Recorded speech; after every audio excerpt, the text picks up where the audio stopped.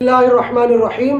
سورۃ البقرہ آیت نمبر 23 میں کفار کو چیلنج دیا گیا کہ قرآن میں اگر شکوک و شبہات ہیں، قرآن اگر منزل من اللہ نہیں ہے، اللہ کی طرف سے نازل کردہ نہیں ہے، اور یہ انسان کا بنایا ہوا کلام ہے، جیسے تم کہتے ہو کہ یہ محمد صلی اللہ علیہ وسلم کا اپنا بنایا ہوا کلام ہے، تو پھر تم بھی انسان ہو، بلکہ تم تو فصاحت و بلاغت میں بڑے ماہر ہو، تو قرآن جیسی کوئی صورت بنا کر لیا ہو، کوئی ایک ٹکڑا قرآن کے ہم مثل بنا کر لیا۔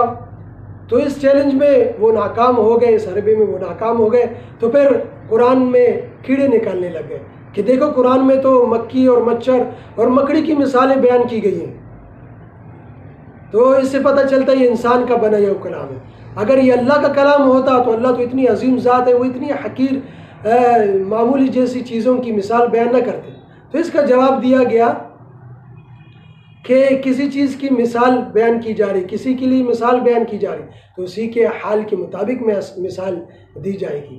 مثال کے طور پر مورتیوں کی، بتوں کی بے بسی بیان کرنا ہے تو اسی کے مثال بھی اس جیسی ہوگی۔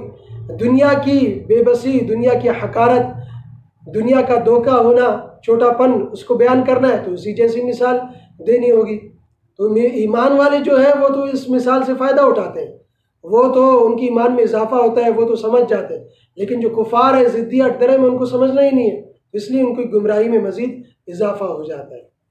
اب آیت دیکھیں، اعوذ باللہ من الشیطان الرجیم، بسم اللہ الرحمن الرحیم۔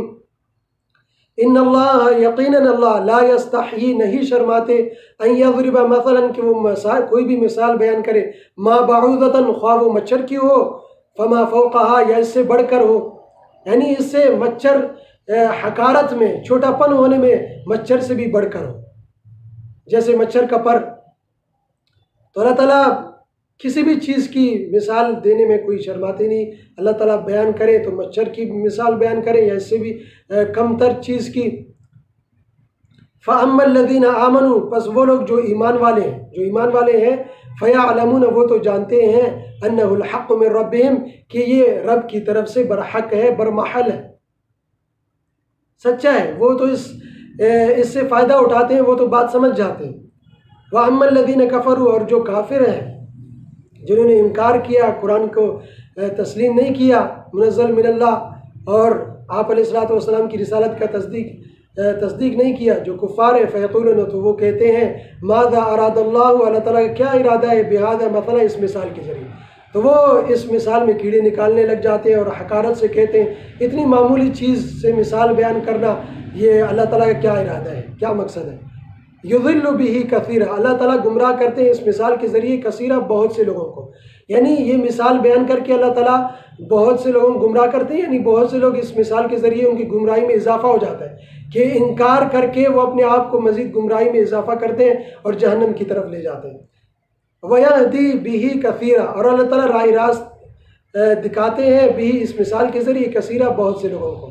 اللہ تعالیٰ یہ مثال بیان کر کے بہت سے لوگوں کو راہ راست دکھاتے ہیں، یعنی بہت سے جو ایمان والے ہیں وہ ان مثالوں کے ذریعے سمجھ جاتے ہیں اور ان کی ایمان میں اضافہ ہوتا ہے۔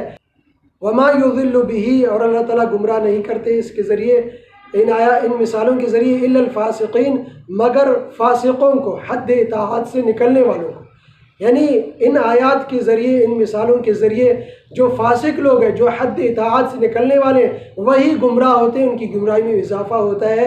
جو ایمان والے ہیں ان کو جو ہے نا فائدہ ہوتا ہے۔ اب فاسق لوگ کون ہیں؟ حد اطاعت سے نکلنے والے کون ہیں؟ جن کے اندر یہ 3 خرابیاں ہوں، وہ حد اطاعت سے نکلنے والے ہیں۔ آگے اس کو بیان کیا، الذین ینقضون، جو توڑتے ہیں، عہد اللہ، اللہ سے کیے ہوئے عہد کو، من بعد میثاقہ، اس کو مضبوط باندھنے کے بعد۔ اللہ تعالیٰ سے عہد کیا عالم ارواح میں، عہد الستو میں، اللہ تعالیٰ سے عہد کیا کہ ہم آپ کو ہی رب مانیں گے، آپ کی ہی مانیں گے، لیکن دنیا میں آئے تو اس عہد کو توڑ دیا۔ تو اللہ کے عہد کو توڑنے والے یہ فاسق ہے۔ وَيَقْطَعُونَ، اور دوسری خرابی، وَيَقْطَعُونَ، اور توڑتے ہیں، ما، ان تعلقات کو، امر اللہ بہ ان یوصلا، جن کی پاسداری کا اللہ تعالیٰ نے حکم دیا، جن کے جوڑنے کا اللہ تعالیٰ نے حکم دیا، یعنی رشتہ داری کو۔ قریش جو تھے قریش کے جو قبائل تھے وہ آپ علیہ الصلوۃ والسلام کے رشتے میں بھی آپ علیہ الصلوۃ والسلام کے ساتھ جڑے ہوئے تھے، لیکن اس کے باوجود کٹر مخالف تھے اور اذیتیں پہنچاتے تھے آپ علیہ الصلوۃ والسلام کو.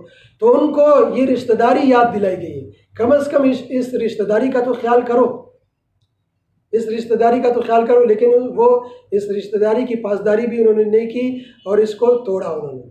وَيُفْسِدُونَ فِي الْأَرْضِ، تیسری خرابی زمین میں فساد پھیلاتے ہیں کہ خود تو ڈوبے دوسروں کو بھی ساتھ لے کے ڈوبے، خود تو گمراہی میں دوسروں کو بھی سمجھا رہے ہیں، ترغیب دے رہے ہیں، دوسروں کو بھی گمراہ کر رہے ہیں. تو یہ تیسری خرابی. اولئک هم الخاسرون، یہی لوگ گھاٹے میں خسارے پانے والے ہیں، گھاٹے میں رہنے والے. اللہ تعالیٰ ان خرابیوں سے ہماری حفاظت فرمائے.